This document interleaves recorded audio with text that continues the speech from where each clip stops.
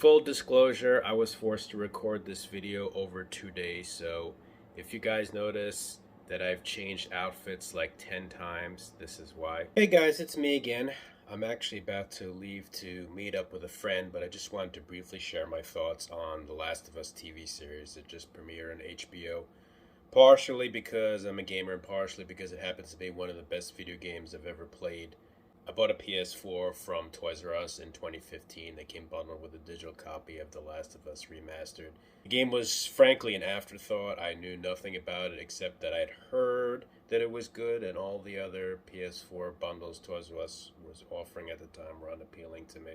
As soon as I booted up the game, though, I immediately fell in love with it. I stayed up way too late that first night playing the intro, which might be one of the greatest video game intros of all time. Everything from the graphics to the voice acting to the story were simply amazing.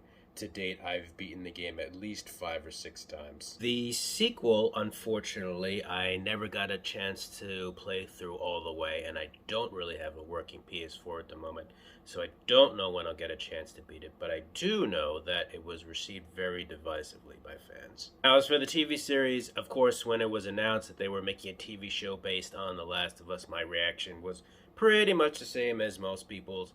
We all know the track record of video game adaptations. I didn't even believe that The Last of Us even needed a TV series.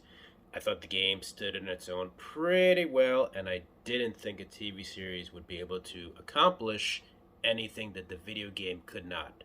This is, after all, 2023, and video game storytelling has come a hell of a long way in the decade since Pong.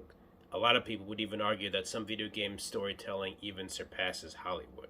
But then the Netflix Castlevania series completely upended expectations and demonstrated what a video game adaptation is capable of in the right hands. We learned that Pedro Pascal and Bella Ramsey, two well-established actors, best known for their roles on Game of Thrones, would be playing Joel and Ellie. We learned that the executive producer, composer, and even one of the actresses from the games would be reprising their roles for the series. That actress, by the way, is Merle Dandridge, who did the voice and motion capture of Marlene. At this point, my biggest concern was that there were whirring interviews of people behind the show in which they were making troubling statements like that the show would deviate greatly from the games at certain points, and that they instructed the actors to avoid playing The Last of Us for references. They also mentioned that spores, which were a major plot device in the games, were not going to be present in this series, and that the cordyceps fungus would spread differently.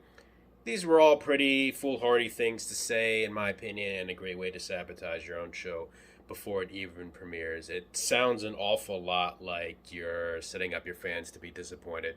I also saw some racist and homophobic chatter, which made me afraid that the series is going to be review bomb, but thankfully that doesn't seem to have happened, at least not yet. So I watched the pilot Sunday night, and well, of course, it's far too early to properly judge the series yet. So far, I'm liking what I'm seeing, and it seems so do most Last of Us fans. I won't spoil anything, so I'll just say the first half is brilliant. It reproduces the intro from the game almost shot for shot in a lot of places, but inserts a prologue and extra scenes before the outbreak that add foreshadowing and tension. My only real minor complaint is that Pedro Pascal doesn't quite nail Joel's southern accent like Troy Baker did. He just kind of sounds like Pedro Pascal with a tinge of drawl. Maybe he'll grow into the role, I don't know. Bella Ramsey is great as Ellie so far, though she nails the voice and the mannerisms, especially impressive considering she's a 19-year-old British girl. For some reason, it seems like Brits are better at impersonating American accents than Americans are impersonating British accents. As far as the rest of the series, we'll of course have to wait and see. I'm definitely looking forward to this Sunday's episode. Anyway, that's it for now. Have a good one, guys. Take care of yourselves.